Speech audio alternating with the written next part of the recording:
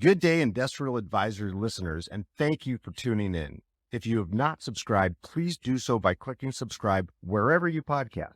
Click the like button and hit the bell if you want notifications of when we put up new content. Leave us a comment about anything we discuss here today or general comments about the show. Now, let's get into it.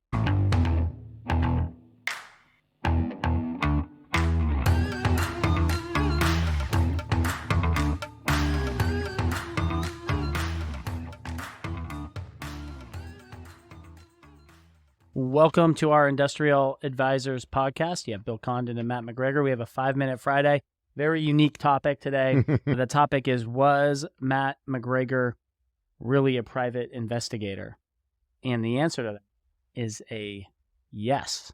It's funny because we were on a call with a client, and before we got into the business portion of it, somehow I don't know how we got on that I topic. brought somehow private investigation got brought up, and I told the client that Matt at one point was a private investigator, and we told him the story, and he's like, you guys need to do a 5-Minute Friday on this. He did. So here we are. So here we tell are. us the background. Yes, Yeah. Okay. So yes, I was a private investigator, but not the type that was following people's husbands or stuff like that.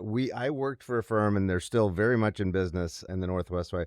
They're a very private firm, so I'm not going to throw them under the bus and say the name or anything like that. But we were a very high-end, high-tech firm. I did this when I was around 20, 21 years old for about a year and a half. And we specialized in claimants. So people that had very, very large claims against either privately funded companies that were privately insured or insured themselves, like huge companies. Mm-hmm. And these people would have large claims against them.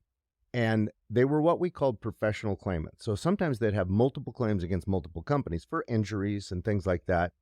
And they would be investigated. And often we were hired when other firms got busted, meaning somebody was following them with a van, followed too closely or something. People were trying to get footage to prove these people wrong, right? Yep. Back then, they might have a $1 million case against a company, right? And so they were definitely going to hire a private investigator company if they thought they were faking it, Sure. right?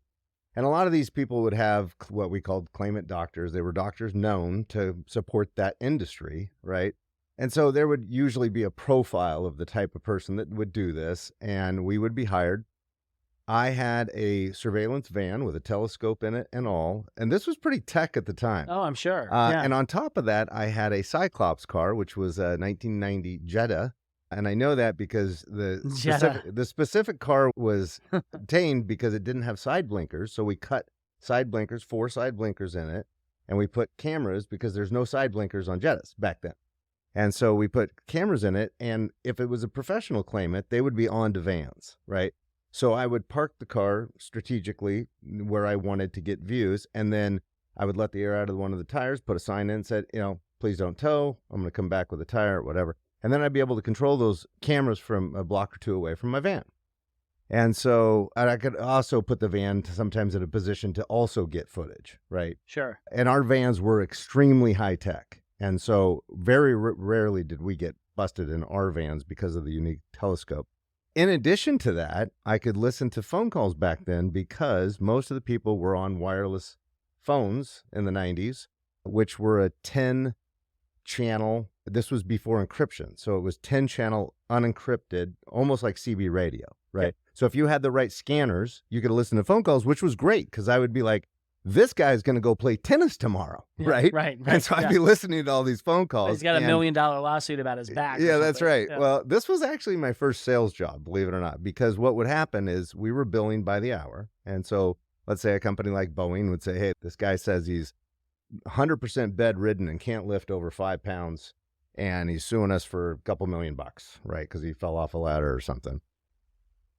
And I just used Boeing as an example. Yeah. I'm not saying they were a client or not. Yeah, right. But so I would go get footage on them. One day, literally, I caught this guy.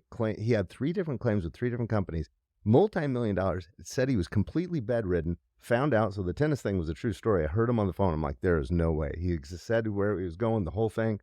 We had vans set up everywhere, Cyclops cars on this tennis, waiting for this guy, right? Purposely didn't follow him so he didn't feel followed, right? We were waiting because we heard the phone call. Sure enough, there he sets up.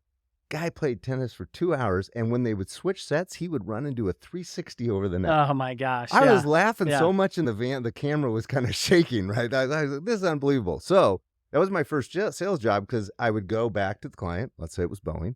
Maybe it was.